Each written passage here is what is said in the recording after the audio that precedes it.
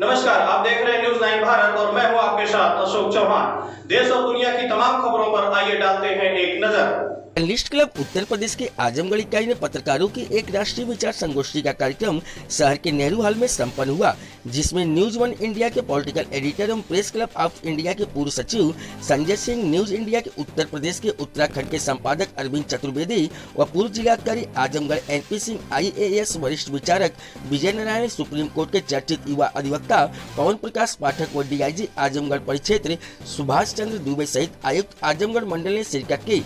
इस कार्यक्रम में निकलकर सामने आई कि पत्रकार जो अभी तक एक आदर्श शक्ति के रूप में दिखाई दे रहे हैं, उन्हें भारत के संविधान में चौथे स्तंभ के रूप में स्थापित करने के लिए संविधान में संशोधन किया जाना चाहिए, क्योंकि कार्यपालिका, विधायिका और न्यायपालिका तो सामने दिखाई देते हैं, लेकिन चौथे स्तंभ के रूप में मीडिया दिखाई नहीं देता। वह अभिव्यक्ति की आजादी में गायब हो गया मालूम पड़ता है।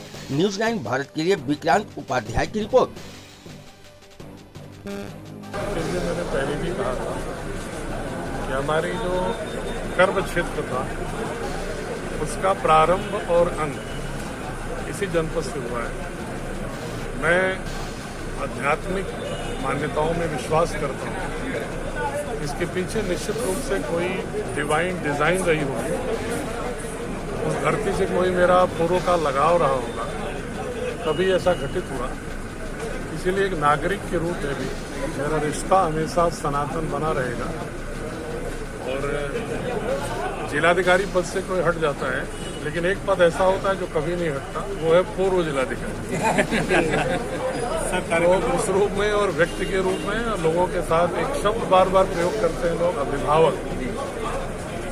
आज मंच पर भी लोग प्रयोग कर रहे हैं, तो मुझे वास्तव में यहाँ के युवाओं के साथ वही तादाद में लगता है।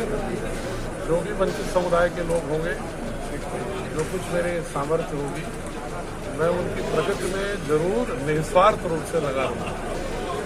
एक चीज़ मैं और स्पष्ट करना चाह रहा हूँ, जो आप पूछ ही रहे तो हल्के बोल रहे। जब मैं यहाँ तैनात था, बहुत सारे लोग कभी कभी चर्चा करते थे कि एनपी सिंह साहब को चुनाव तो नहीं लड़ेंगे क्या? सर, इसकी चर्चा तो मैं भी इसको बहुत ही विनम्रतापूर्वक स्पष्ट कर रहा हूँ कि मैं कोई व्यापारी नहीं हूँ कि मैं किसी की मदद करके उसके एवज में वोट मांगूँ। मैं एक सामान्य व्यक्ति हूँ, एक जिलाधिकारी पदासीन होने के नाते जो मुझे सेवा करने का अवसर मिला था उसको मैंने किया। जनपद से लगाव है, व्यक्ति के रूप में भी युवाओं के साथ मुख्य रूप से जो कुछ भी तादाद में होगा कोशिश करूंगा। पुनः मैं कह रहा हूँ, बिना किसी स्वार्थ के, बिना किसी मांग के। आज से मेरा समझ रहा हूँ कि मेरा कोई मतलब नहीं राजनीति से। मैं शुद्ध रूप से सामाजिक कार्यकर्ता हूँ, एक इंसान हूँ और उस रूप से मौजूद हूँ। सर, आज के कार्यक्रम के बारे में?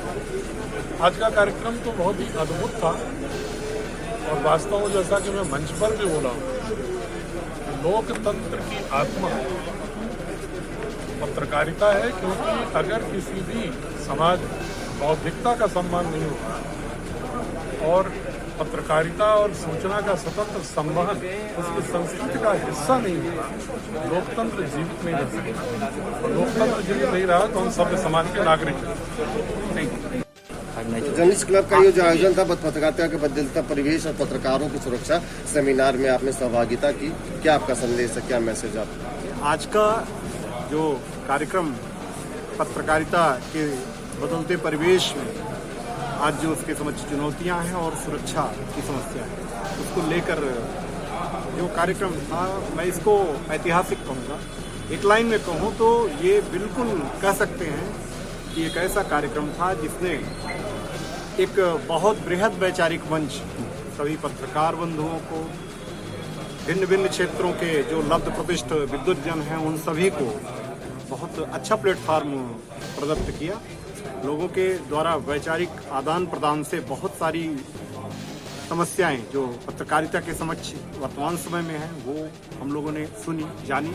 अपने भी उद्गार हम लोगों ने, जो हमें आज के बदलते दौर में जो हम लोग भी चुनौती महसूस करते हैं, उन चुनौतियों को भी हम लोगों ने अपनी तरफ से भी शेयर किया। इस प्रकार के कार्यक्रम मुझे लगता है कि पत्रकारिता के इतिहास में, पत्रकारिता के स्तंभ को मजबूत करने में, पत्रकारिता की साख और विश्वसनीयता को बनाए रखने में भविष्य में मील के पत्थर साबित होंगे। निश्चित रूप से ऐसे प्रयास सदैव अस्तुत्य व समादरणीय। Thank you sir, thank you sir.